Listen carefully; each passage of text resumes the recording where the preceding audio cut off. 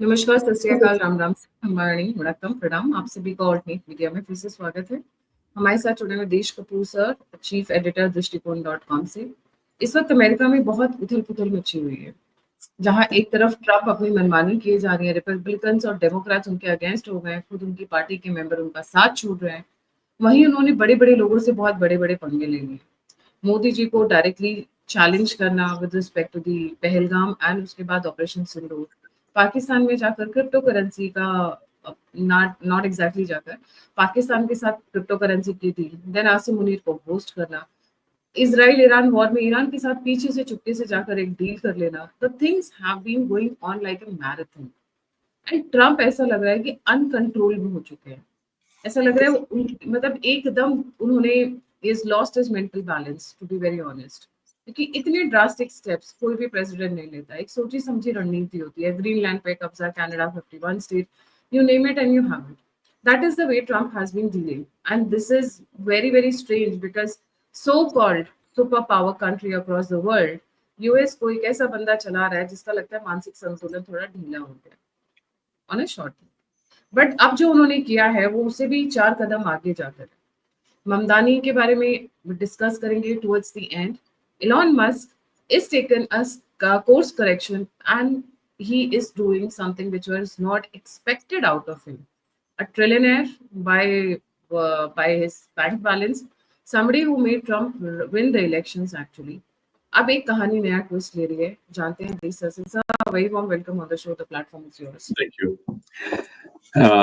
नमस्ते गायत्री जी, आके अच्छा लगता है हमेशा।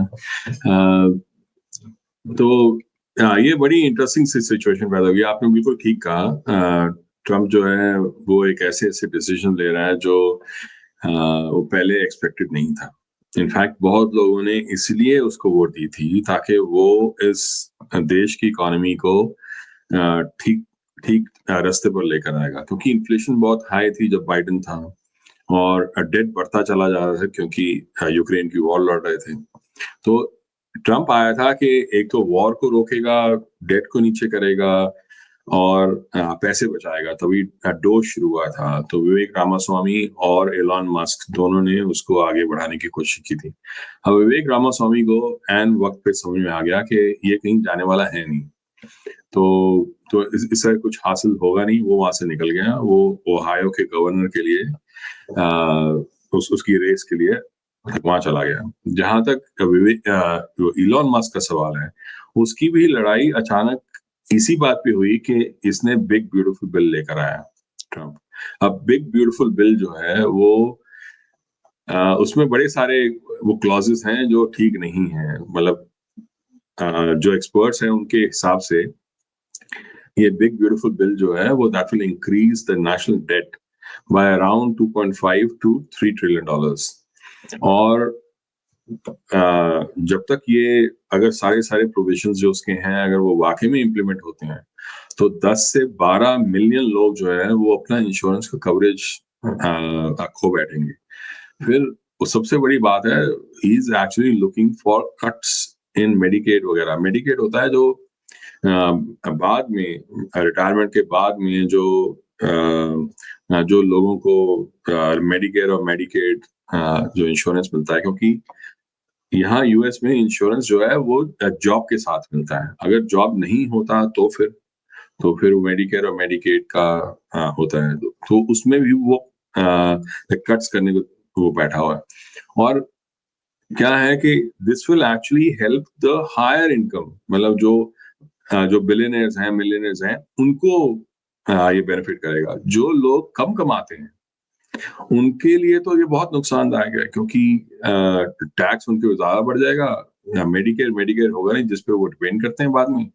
ऊपर से जितनी भी ईवीज और ग्रीन एनर्जी का वो जितने भी इनिशिएटिव्स है उनको सबको रोल बैक कर रहा है। और and he will actually increase, मतलब इमिग्रेशन के ऊपर जो एनफोर्समेंट है वो इंक्रीज करेगा। तो ये बेसिकली जैसे आपने कहा ना अनहिंज्ड, लाइक वो वाला सिचुएशन है। बिकॉज ये हालत इसकी वजह से क्या हो रहा है कि ऑलमोस्ट 50 to 60 4% डिपेंडिंग ऑन कौन सी सर्वे आप देखो, वो अपोज कर रहे हैं इस बिल को। बहुत कम लोग हैं जो इस बिल को सपोर्ट कर रहे हैं।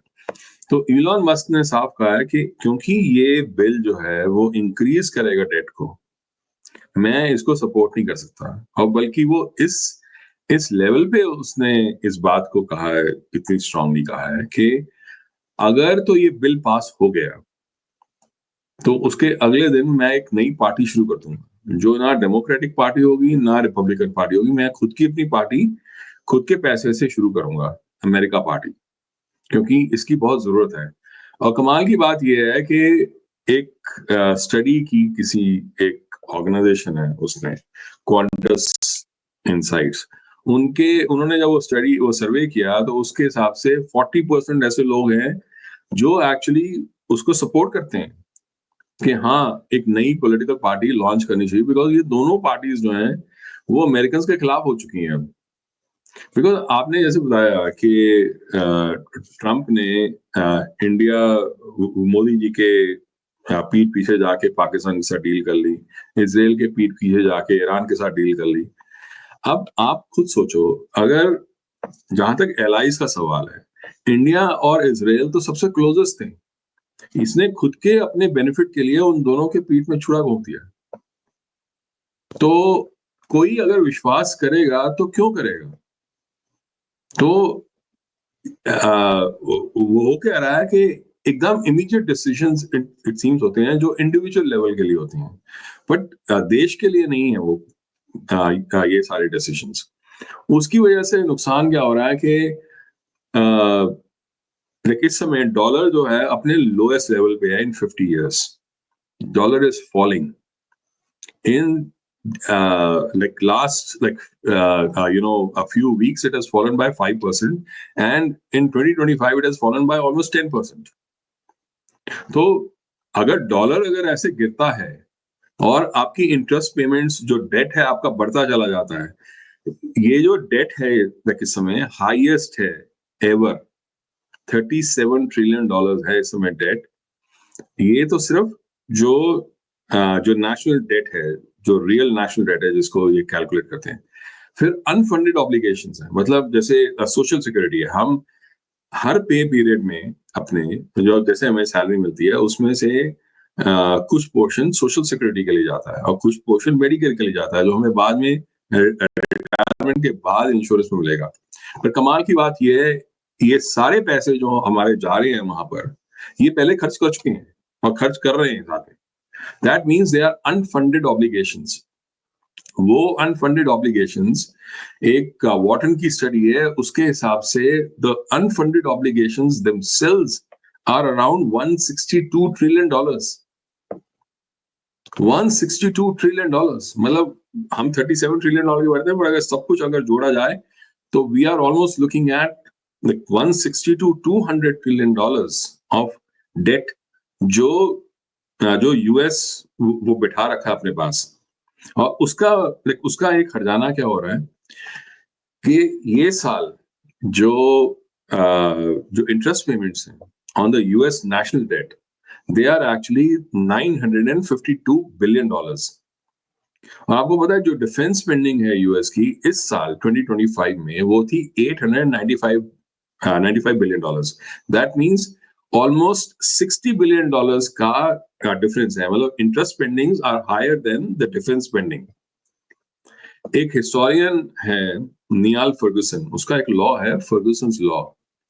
वो फर्गुसन्स लॉ ये कहता है कि अगर किसी लार्ज सुपर पावर की अगर इंटरेस्ट की जो स्पेंडिंग है, जो डेट के ऊपर जो इंटरेस्ट है, वो अगर उनके डिफेंस स्पेंडिंग से ऊपर चला जाता है ना, और लगातार कई सालों तक ऊपर रहता है, तो वो एम्पायर फॉल करता ही करता है। मतलब that is the number one criteria to understand whether that empire will fall और नॉट।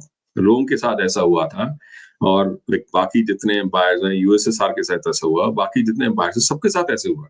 वो क्यों ऐसा होता है? बिकॉज इसका मतलब ये है कि आपके पास इतना डेट हो चुका है कि आप अपनी सुरक्षा के लिए वो अपनी स्पेंडिंग कर ही नहीं सकते हो। ये लॉजिक है। और जहां तक समझ में आ रहा है, अगर ये $3 ट्रिलियन का और इसमें डेट लगा डाल देता है फ्रॉम बिग ब्यूटीफुल बिल, और वो बढ़ता चला जाता है, और ऐसा तो नहीं है, ये आया तो इसलिए था कि मैं जो स्पेंडिंग है उसको रोकूंगा, वॉर्स को रोकूंगा, और पैसे वॉर्स को कहाँ रोका? वॉर्स को टेम्पररी उसने दिखा दिया कि हाँ मैंने रोक दिया, मैंने ये डील कर दी, वो डील कर दी, पर वॉर कोई रुकी तो नहीं है। ना इंडिया का ऑपरेशन सिंदूर रुका है, ना ना ईरान इसराइल का रुका है, वो भी आगे चढ़ता जाएगा। उसने इतनी बॉम्बिंग की, उसके बावजूद उनका जो एनरिच्ड यूरेनियम है वो बच गया। उनके ठीक है नुकसान हुआ, बट ज्यादातर ऊपर सरफेस पे हुआ, नीचे अभी भी जो सेंट्रीफ्यूजेस हैं काफी सारे बच गए हैं, और उनके पास नो हाउ बच गई। अगर एनरिच्ड यूरेनियम अगर उनके पास है, लोगों का ये कहना है कि they can actually create a nuclear bomb very very quickly.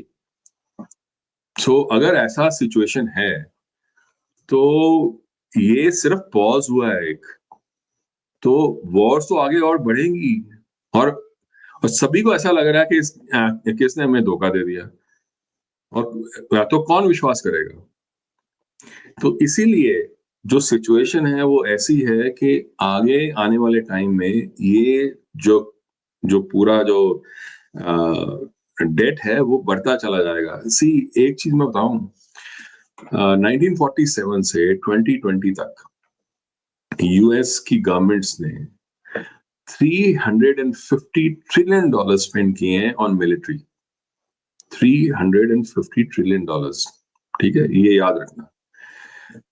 1947 मतलब वर्ल्ड वॉर 2 से लेके आज तक एक भी ऐसी वॉर नहीं है जो वो जीते हों। इनफैक्ट 2 वॉर्स तो ऐसी थी, वियतनाम की और अफगानिस्तान की, जहां से उनको भागना पड़ा। वियतनाम में वो एक बड़ा पॉपुलर एक फोटोग्राफ है, द लास्ट हेलीकॉप्टर। उनके काउंसलर के ऊपर हेलीकॉप्टर था, इसमें लोग भाग भाग के चढ़ रहे थे ताकि वो उड़ जाए, तो इससे पहले के जो प्रोटेस्टर है वो आके उनको मार दें। अफगानिस्तान में भी तो ऐसे हुआ था, जब उनका प्लेन उड़ा था वो पीछे पीछे लोग भाग रहे थे, और कितने सारे जो अमेरिकन जो सिटीजन थे उनको छोड़ आए थे, और कितना सारा जो वो सामान था, ammunition, weapons, even like planes वगैरह, वो छोड़ के आ गए थे। तो अगर आपने $350 ट्रिलियन खर्चा है, आपकी इतनी बड़ी अगर मिलिट्री है, तो ऐसा कैसे हो रहा है कि आप सारी वॉर्स लूज करते हैं, कोई वॉर जीतते ही नहीं हो? That means you are not in it for winning a war, you are in it for making profits from the war. तो ये प्रॉफिट जा कहाँ रहा है और किसको मिल रहा है? मतलब अमेरिकन टैक्स पेयर तो पे कर रहा है वॉर के लिए, पर वो पैसा जा कहाँ रहा है? वो पैसा जा रहा है मिलिट्री कॉन्ट्रैक्टर्स के पास, मिलिट्री इंडस्ट्रियल कॉम्प्लेक्स के पास, वो गहरे राज्य के पास, राइट? तो इनफैक्ट एक तो नुकसान किसका हो रहा है? नुकसान तो अमेरिकन टैक्स पेयर का हो रहा है। अगर इतना सारा तामझाम करके, इराक को बर्बाद करके, सीरिया को बर्बाद करके, लीबिया को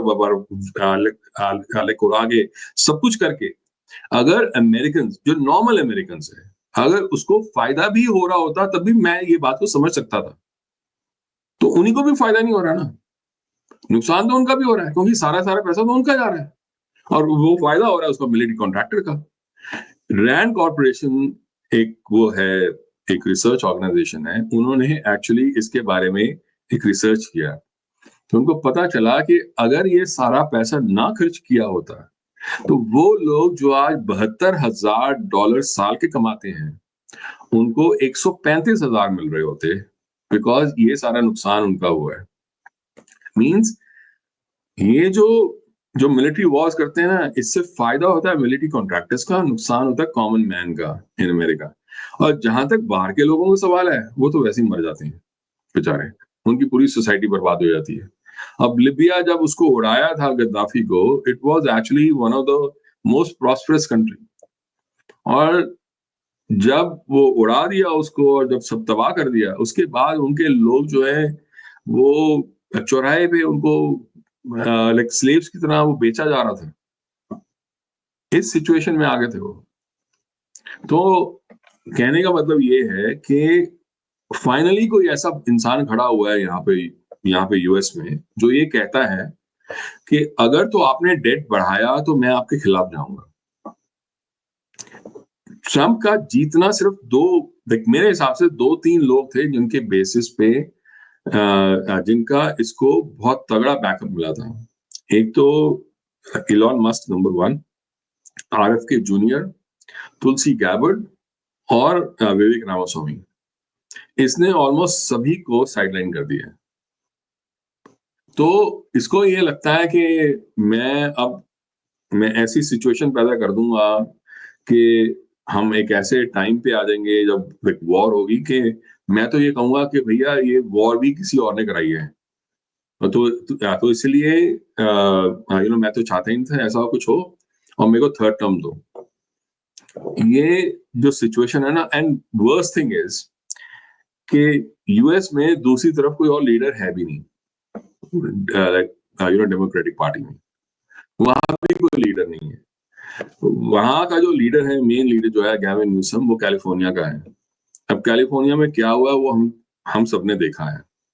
बल्कि कई लोगों का तो ये कहना है, मतलब पहले ये कई फ्रिंज जो वो फार वो फ्रिंज वो ग्रुप्स होते थे पहले, वो ही ऐसी बातें करते थे। पर अब एक्चुअली जो टेक एक्सपर्ट्स हैं, जो वाकई में जो मेन स्ट्रीम के लोग हैं, वो ये बात करने लगे हैं कि हो सकता है कैलिफोर्निया ये कहे कि हमें एक नया राष्ट्र बनाना है। We will actually secede from US, we will not be part of the US any more. अगर कैलिफोर्निया अगर यूएस से अलग हो जाता है as a new country, it will be the world's 4th और 5th largest economy. It has $4 trillion worth of GDP.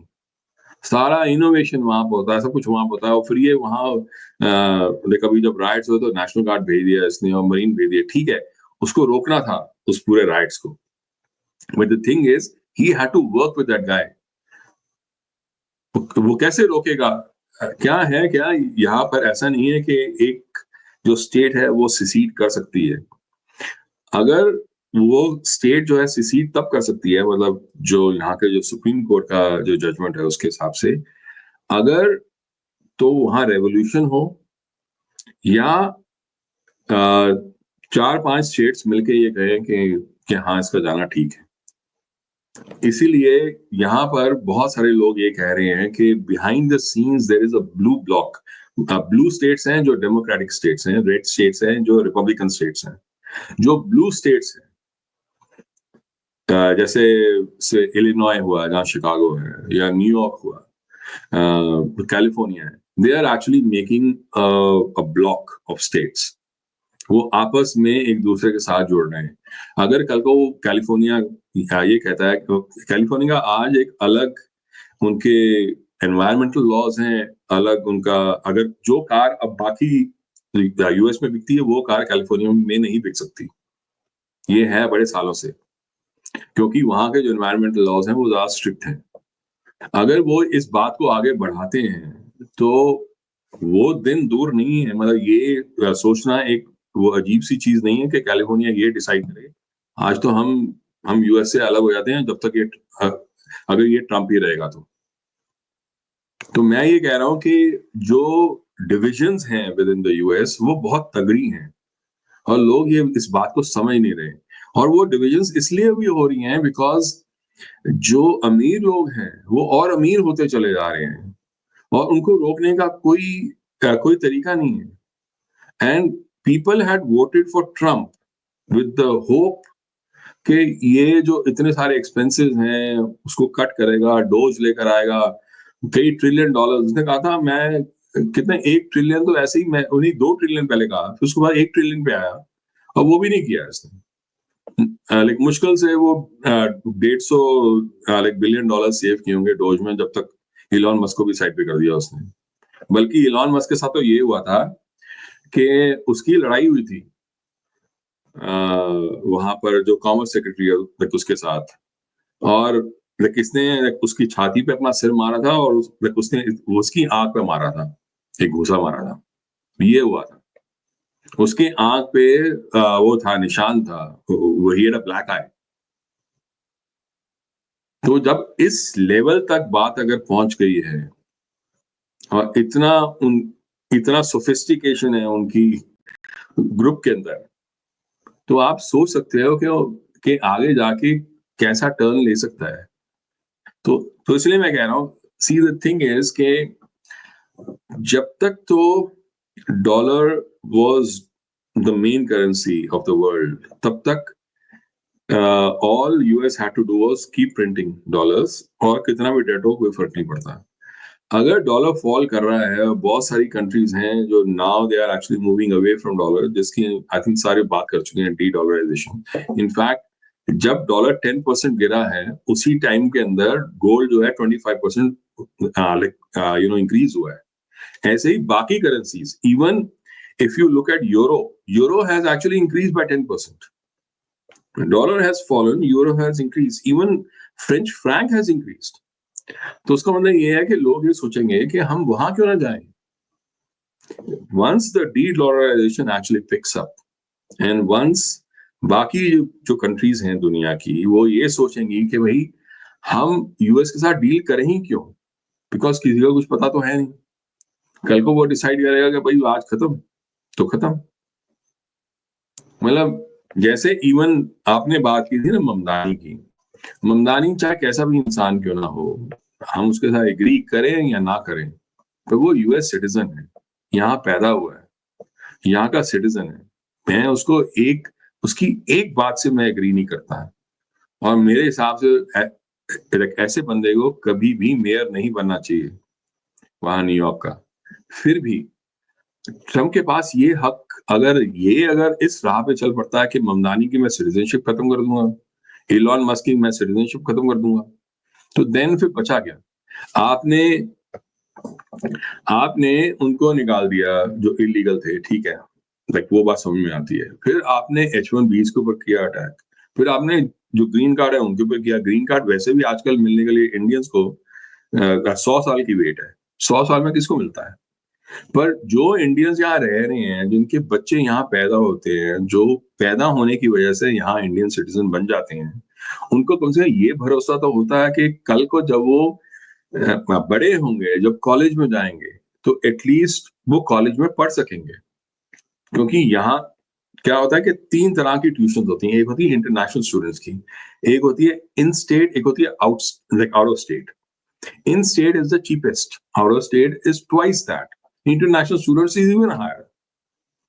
So the thing is कि अगर सपोज करो मेरा बच्चा जो है, मैं अगर एक स्टेट में हूँ, सपोज करो कैलिफोर्निया में रहता हूँ, और कैलिफोर्निया में अगर उसको यूनिवर्सिटी ऑफ कैलिफोर्निया में जाना पड़े जो बहुत अच्छी है, तो अगर इन स्टेट अगर वो होगा ट्यूशन, तो वो बहुत कम होगी versus out of state.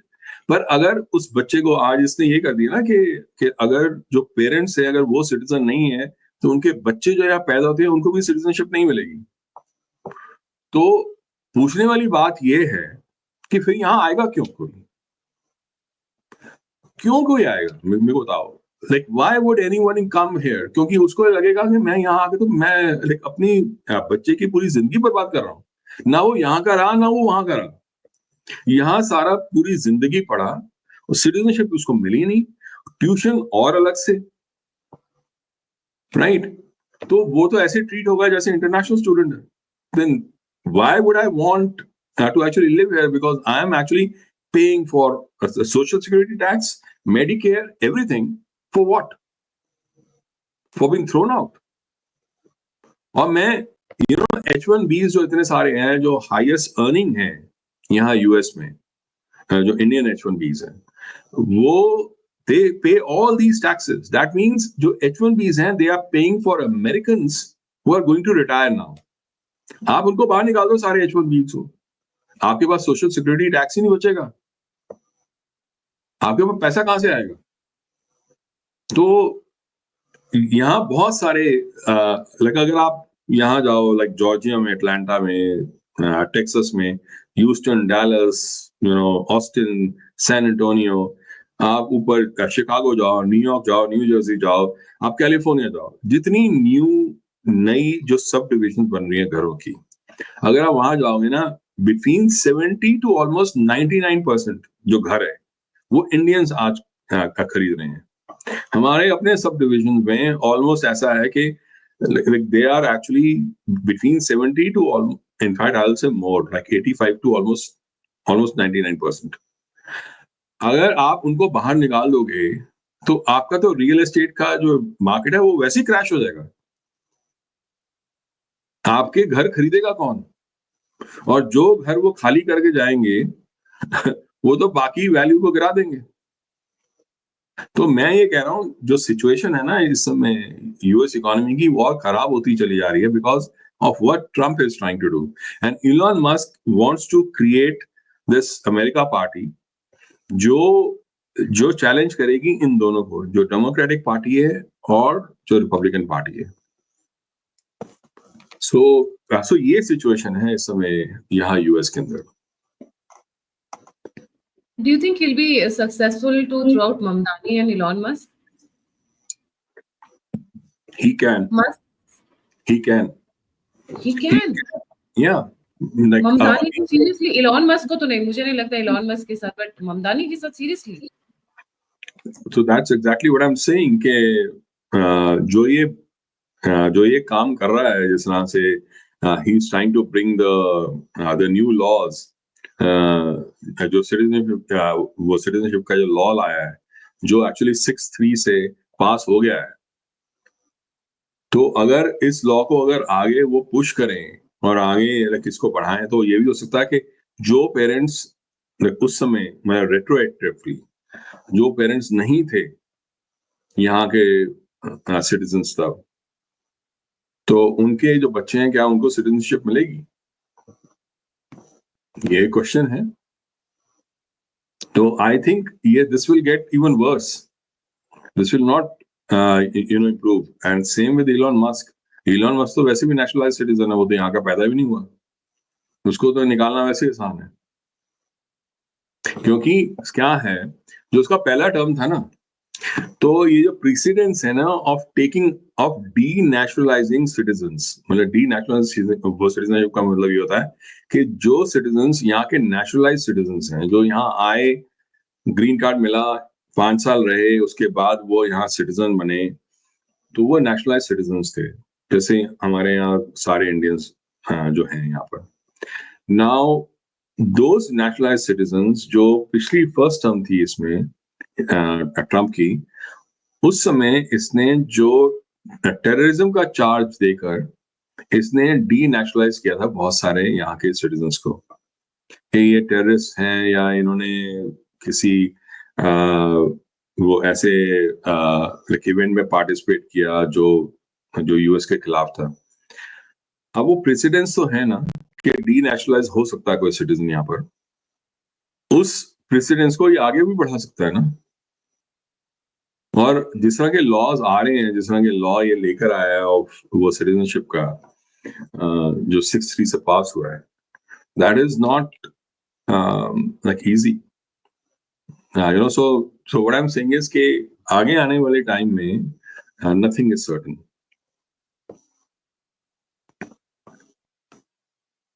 Interesting, let's see. But आपको क्या लगता है इलॉन मस्क की पॉलिटिकल पार्टी को कहाँ से सपोर्ट मिलेगा? Republicans are already on one side, Democrats are on one side, क्योंकि यूएस में तो 2 पार्टी सिस्टम रहा है, and they have hardly seen any other parties coming and doing anything successfully. Do you think Musk के पास इतना power, इतना clout, इतना finances है कि he can sustain that? See, I'll tell you one thing.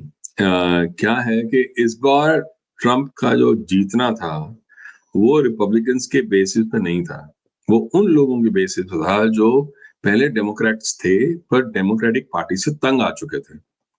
वो ये चाहते थे, वो वाकई में they were patriotic Americans who wanted something good for America. मतलब वो ये नहीं चाहते थे कि यूएस जो है बाहर जाके सबवर्जन करे, यूएस बाहर जाके ये इतनी सारी वॉर्स लड़े, यूएस वो फजूल में फंड करता रहे चीजों को जबकि जरूरत भी नहीं है, और यूएस अननेसेसरी जो हरकतें हैं जैसे मिलिट्री इंडस्ट्रियल कॉम्प्लेक्स वो करे, और इन्फ्लेशन बढ़ती रहे और करप्शन बढ़े जो बाइडेन में हो रही थी और ओबामा के टाइम में भी हुई। तो वो नहीं चाहते थे, वो चाहते थे कि America should actually like become better. हुआ क्या कि इस पूरे नैरेटिव से Trump actually one the elections. Now जो एक है ना, एक तो है वो जो वोक लेफ्ट है, एक है जो मागा राइट है, उसके बीच में बहुत सारी स्पेस है of people. Those people this time actually were sick and tired of the Democratic Party. That is why they voted en masse for Trump. जिस तरह से ये जा रही है situation with big beautiful bill and all those things, वो तंग आ चुके हैं। वो भी ये सोच रहे हैं ना कि हम कहाँ आ गए हैं, हमने किसके हाथ में दे दिया। तो there is a need for a new really patriotic American party to come up, because ये दोनों पेट्रियोटिक नहीं है। And Elon Musk is. Elon Musk तो है, क्योंकि वो कह रहा है कि अगर तो हमने डेट को कंट्रोल ना किया तो यूएस का गिरना तय है। पर ये समझाए कौन? नैन्सी पेलोसी को, जो वहां डेमोक्रेटिक पार्टी थी, उसको कौन समझाएगा? वो तो खुद कई लोगों का ये कहना है कि वो इनसाइडर ट्रेडिंग से उसने इतने प्रॉफिट बनाए हैं over so many years. And यहाँ ट्रम्प ने क्रिप्टो डील और ये डील और वो डील, तो फिर तो फिर फायदा क्या हुआ? तो उनके लिए है कौन? देखो, जब ये मैं कुछ साल पहले की बात है, अराउंड 2017 के आसपास, I had gone to this area in Milwaukee है, वो शिकागो से थोड़ा ऊपर है। और वो एक्चुअली मैं गया था विस्कॉन्सिन में, जो विस्कॉन्सिन एरिया है, जो वो मिलवॉकी जो है वो लेक लेक मिशिगन के वहां आता है, तो उसके नीचे है वहां पर। मैं पहले से ये समझ नहीं पा रहा था कि कोई इंसान ट्रम्प के लिए वोट कैसे कर सकता है जो उसके फर्स्ट टर्म में था, बिकॉज वो he was such a different kind of guy. जब मैं वहां गया तो मैंने देखा, मैं देख के हैरान हो गया। वो पूरा जो बेल्ट है ना, शिकागो से ऊपर अगर जाओ, वो पूरा बेल्ट जो है, वहां पर जितनी स्टोर्स हैं वो बंद हो गए हैं, घर जो है वो बोर्डेड अप हैं। $1 million होम्स होंगे, मतलब मिलियंस में होंगे, जो बिल्कुल लेक के ऊपर जो घर है वो बोर्डेड अप है। वहां कोई रहता नहीं है, वहां जॉब्स नहीं है, वहां कंपनीज बंद हो चुकी हैं, बिकॉज सारी आउटसोर्सिंग हो चुकी है। मैं एक बहुत बहुत बड़ी एफएमसीजी कंपनी है, मैं वहां पर मैं प्रोजेक्ट कर रहा था। एंड दैट एफएमसीजी कंपनी, उसकी 8 बिल्डिंग्स थी। उन 8 बिल्डिंग में सिर्फ 2 के अंदर लोग काम कर रहे थे, बाकी सब बंद थी, बिकॉज वहां सारे ऑफिस जा चुके हैं। सब कोई चाइना मूव कर गया, कोई कहीं और मूव कर गया। ये ओबामा के टाइम में या डेमोक्रेटिक पार्टी के टाइम में सारा जो एंटायर बेल्ट है ना, जहां पर लोग काम करते थे, जो एक मिड वेस्ट बेल्ट कहते हैं, जहां पर सारे लोग फैक्ट्री में काम करते थे, कहीं काम करते, वो सब खत्म हो गया। वहां ओपियोइड क्राइसिस है, वहां लोग एडिक्टेड हैं आजकल, वहां एडिक्शन चल रही है। तो ये जो लोग थे, जो जिनका सारा रोजी रोटी चली गई, घर चला गया, उनकी जिंदगियां बर्बाद हो गई, they were looking for some kind of respite. वो ये सोच रहे थे ट्रम्प आएगा, MAGA, make America great again. America तो वो ग्रेट हुआ। तो all those people had some hope, उनकी वो होप भी खत्म हो जाएगी।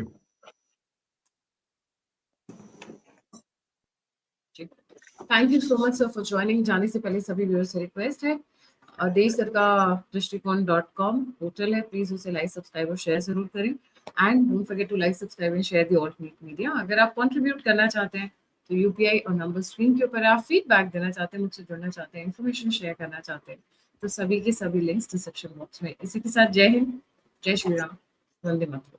जय हिंद।